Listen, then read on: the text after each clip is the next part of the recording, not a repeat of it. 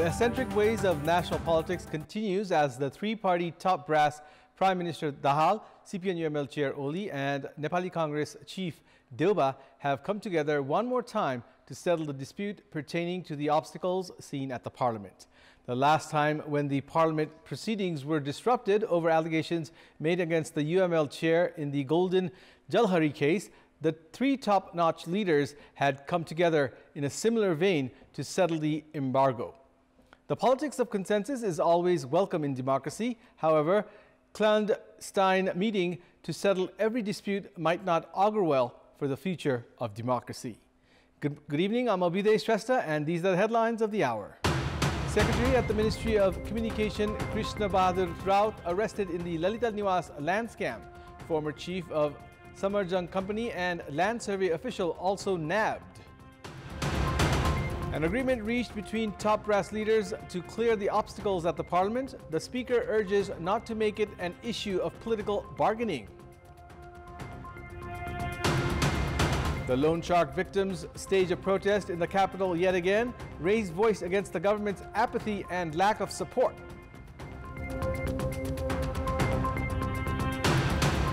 And Sri Lanka lift the ICC World Cup global qualifiers as they brush aside the Dutch challenge in the final. Zimbabwe's Sean Williams voted player of the tournament. Secretary at the Ministry of Communication and Information Technology, Krishna Bahadur Raut, has been arrested in the Lalita Niwas land scam.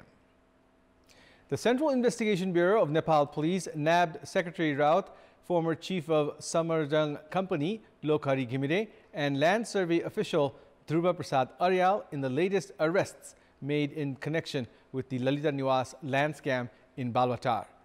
It has been learnt that Raut was about to board a flight from Kathmandu to Biratnagar when he was arrested from the domestic terminal of the Tribhuvan International Airport. The government in the year 2009 had started the process of acquiring 27 ropanis of Lalita Niwas land, citing its use to expand the residence of top-level government officials. Madhav Kumar Nepal was the then Prime Minister, while Bijay Kumar Gachadar served as the Minister for Fiscal Infrastructure, while Chabiraj Panta was the Secretary for Land Reforms. A team of CIB today also arrested Samachar company's former chief Lokhari Ghimire and land survey official Dhruva Aryal. The CIB so far has arrested 12 individuals in connection with the case. It is estimated that the Lalita Niwas land scam was conducted in 4 phases since 1992. The main opposition CPN-UML has agreed to end the Parliament obstruction. The agreement to resume the Parliament proceedings was reached at the meeting of the top brass leaders of the main 3 parties held at Singhdarbar today. At the discussions held between Prime Minister Pushpakamal Dahal, Chairperson of CPN-UML KP Sharma Oli and President of Nepali Congress Sher Bahadur Deuba, the main opposition CPN-UML agreed to end the obstruction at the Parliament, and Premier Dahal agreed to furnish a response at the Parliament regarding his controversial statement. CPN-UML and other opposition parties had obstructed the Parliament in protest of the statement of Premier Dahal, saying that Sardar Pritam Singh had gone to Delhi several times in an effort to make him the Prime Minister. CPN-UML had been demanding for the resignation of the Prime Minister, while other opposition parties were asking for a response from Premier Dahal regarding his statement. Although an agreement was reached between the top leaders of the 3 main parties, the meeting of the House of Representatives was postponed until tomorrow. According to the Speaker's Secretariat, an agreement was reached to hold a House meeting at 3 p.m. tomorrow as the parties needed more time for discussions. Meanwhile, earlier today, main opposition CPN-UML obstructed the National Assembly meeting for the 4th time, demanding for the resignation of Prime Minister Pushpakamal Dahal. As soon as the meeting of the National Assembly started, CPN-UML parliamentarians stood up to protest. Lawmaker Bhagwati Neopane said that the National Assembly would continue to be obstructed until Premier Dahal resigned from his post. As CPN-UML parliamentarians continued with their protest, Chairperson of the National Assembly, Ganesh Timilsina, postponed the meeting until 11 a.m. tomorrow. Victims of loan sharks have once again arrived in Kathmandu to protest against the ordinance regarding loan sharks being defunct. The ordinance was defunct after the main opposition CPN-UML obstructed the parliament on the day of the ordinance was scheduled to be endorsed. Last March, victims of loan sharks from various districts had arrived in Kathmandu on foot to demand for justice, after the government assured them in written that their problems would be addressed by forming a law. The loan shark victims returned home. The victims have once again arrived in the capital with the same issue. Considering loan sharking as a crime, the government introduced a law through an ordinance. However, the ordinance became defunct as it was not endorsed through the parliament within 60 days of the House session. Around 400 loan shark victims from Dhanusha, Mohottari, Saptari, Siraha, Sarlahi, among other districts, have arrived in Kathmandu this time. Although they had arrived in the capital on foot last March, they came by bus this time around. The victims have criticized the government of trying to endorse the ordinance from the parliament only at the 11th hour. They have complained that the political parties have compelled them to come to Kathmandu once again to protest at a time when they should have been busy with farming activities. They have said that they came in small numbers this time due to the plantation season. Through the recommendation of the cabinet decision, President Ramchandra Paudel issued the ordinance regarding loan sharks on 3rd of May earlier this year. The ordinance became defunct as it was not endorsed through the parliament within 60 days of the operation of the House session. However, the government has blamed the opposition parties for the ordinance not being able to get endorsed. Meanwhile, the government is preparing to move forward the ordinance regarding loan sharks once again. Even as the victims have come to Kathmandu to protest time and again, their problems have not been addressed. There have been complaints filed from 67 districts at the Commission relating to illegal transactions established by the government. The Commission has informed that it has received around 24,000 complaints from around the country.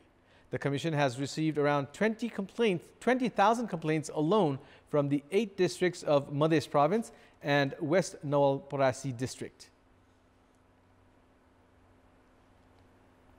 It's time now for our segment Public Pulse, where you text us with your opinion. Public Pulse. But before that, let's take a look at the results from yesterday's poll. Yesterday, we had asked you, what's your say on the trend of obstructing the parliament to fulfill demands? 65% voted for A, political bargaining, 13% voted for B, pressurizing the government, and 22% voted for C, parliamentary exercise. Here's today's question. What could be the reason for the loan shark victims repeatedly coming to Kathmandu? Your options are A, parties' apathy, B, weakness of the government, and C, agreement not implemented. The voting is on. Type NEWS, select your option A, B, or C, and send it to 34001 to share your opinion with us. In our Public Voice segment, today we have asked people in several provinces what should be done to manage Ayurvedic health institutions. Let's take a look at what they had to say. Public Voice. मिसिनहरु चाहियो, औजारहरु चाहियो, राम्रा डाक्टरहरु चाहियो। सम्बन्धित सरकारहरुले स्थानीय जडीबुटीहरुलाई पहिचान गर्न जरुरी छ। यसमा सरकारले जनशक्ति व्यवस्थापन गर्नुपर्छ। बजेटहरु बढाएर सेवाग्राहीहरुले खोजेको सेवाहरु प्राप्त गर्ने खालको वातावरण चाहिँ निर्माण गर्नुपर्छ। दक्ष जनशक्ति, दक्ष डाक्टर, दक्ष हस्पिटल खोलेर प्रचारमा बढी ध्यान दिनुपर्छ। यो स्वास्थ्यलाई व्यवस्थित गर्न अब समय अनुकूल परिवर्तन हुँदै जानुपर्छ। राज्यले पूर्वाधारमा लगानी गर्नुपर्छ। डाक्टर राख्नु पर्यो, ल्याब दिनु पर्यो, निशुल्क औषधि दिनु पर्यो। यसको लागि प्रमुख कुरा भनेको चाहिँ जनचेतना हो। जनचेतना फैलिनु एकदमै जरुरी छ। स्थानीय पालिकाहरूले नै यसको लागि चाहिँ पहल गर्यो भने सबैभन्दा राम्रो हुन्छ। यसलाई प्रचार प्रसार अलिकति तीव्र रूपमा जनमानसमा पुर्याउन सक्नुपर्छ।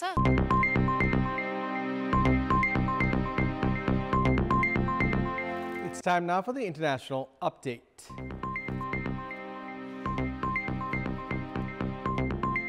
U.S. Treasury Secretary Janet Yellen said 10 hours of bilateral meetings with senior Chinese officials in recent days were direct and productive, helping stabilize the often rocky relationship as her 4-day Beijing trip ended. Before departing China today, Yellen said the United States and China remained at odds on a number of issues, but expressed confidence that her visit had advanced efforts to put the relationship on surer footing. With U.S.-China relations at a low over national security issues, including Taiwan, U.S. export bans on advanced technologies, and China's state-led industrial policies, Washington has been trying to repair ties between the world's two biggest economies. Secretary of State Antony Blinken visited Beijing last month, the first trip by the top U.S. diplomat of Biden's presidency. Climate envoy John Kerry is expected to visit this month. The U.S. diplomatic push comes ahead of a possible meeting between Biden and President Xi Jinping at September's Group of 20 summit in New Delhi, or an Asia-Pacific Economic Cooperation gathering scheduled for November in San Francisco. Sports news. Sri Lanka have lifted the ICC World Cup global qualifiers with a comprehensive 128-run victory over Netherlands. Sri Lanka were sent into bat first at Harare Sports Club in Zimbabwe. Sri Lanka were bowled out for a below-par score of 233 runs in the 48th over. Sahan Arachinge top scored for Sri Lanka after the two openers failed to provide a sound start. Arachinge and Charith Asalanka added 64 runs for the fifth wicket partnership. Shakib Zulfikar, Bikramjit Singh, Lohan van Beek, Ryan Klin shared 2 wickets each for the Dutch team. In reply, Netherlands were bowled out for 105 runs in 23.3 overs to surrender the final. Bikramjit Singh and Max O'Dowd added 25 runs for the opening partnership. However, after Singh fell for 13 runs, the Dutch side kept on losing wickets to be bowled out for 105 runs.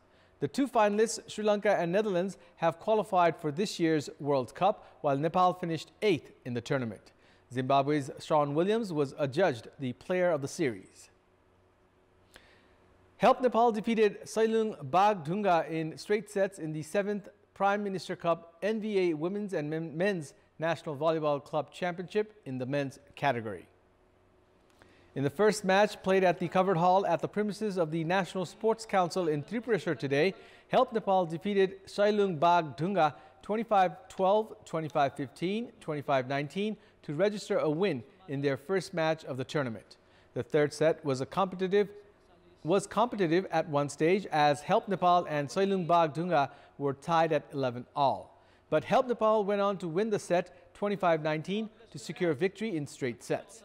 Help Nepal will face Nepal Police Club tomorrow in their second match of the tournament. Meanwhile, in today's second match at the covered hall in Tripureshwar, Tribhuvan Army Club took care of Dawali Milan Center in straight sets to register their consecutive second win in the tournament.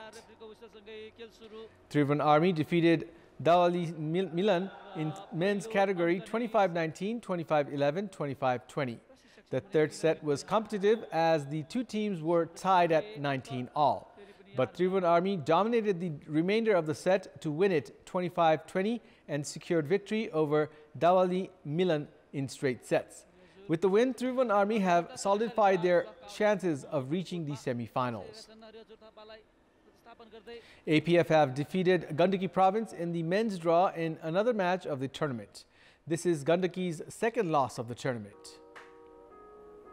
APF won 3-1 against Gandaki in the match played at the National Sports Council's covered hall. APF lost the first set 21-25, but came back strongly to win the remaining 3 sets. APF won the second set 25-21 and proceeded on to win the third set 25-21 and the fourth set 25-17. Meanwhile, in the women's category, APF defeated Tribhuvan Army in competitive 5 sets. In the match played at the Sports Council's covered hall, APF won the first 2 sets 30-28 and 25-23. Army came back strongly to win the next 2 sets 25-20, 25-19. In the fifth and final set, APF won 25-6 to clinch the match. In another match under the women's category, New Diamond Sports Club defeated Gandaki Province. New Diamond won the match in straight sets 25-17, 25-16, 25-15. This is Gandaki's second loss in as many matches. Likewise, Nepal Police Club defeated Everest Volleyball Center in straight sets as they won 25-10, 25-22, 25-6. That's all for the moment. Thank you for watching. Good night.